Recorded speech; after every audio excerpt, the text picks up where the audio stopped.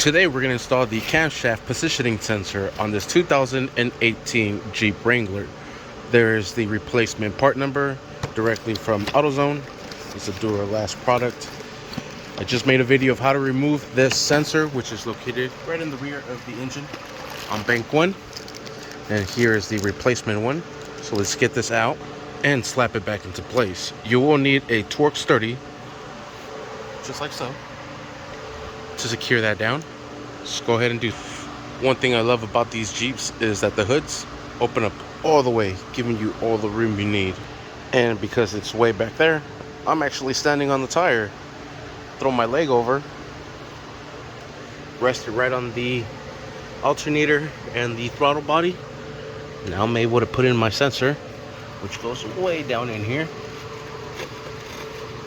and just line that sucker up.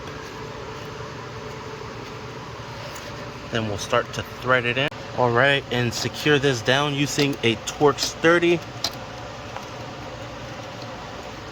What I am doing is I am using a 1/4 inch socket to be able to use this T30.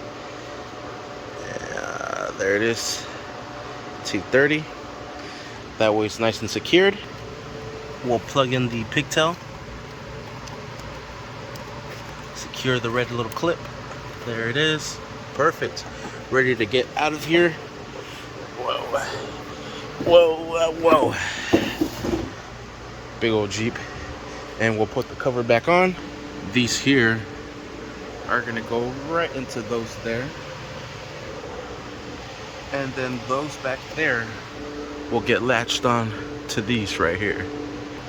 So put them into place, bring it down, and you are set. The reason we replaced that camshaft positioning sensor is because we have a code P0365 for bank 1. Bank 1 is the passenger side, and there it is, sensor 2. That is the sensor.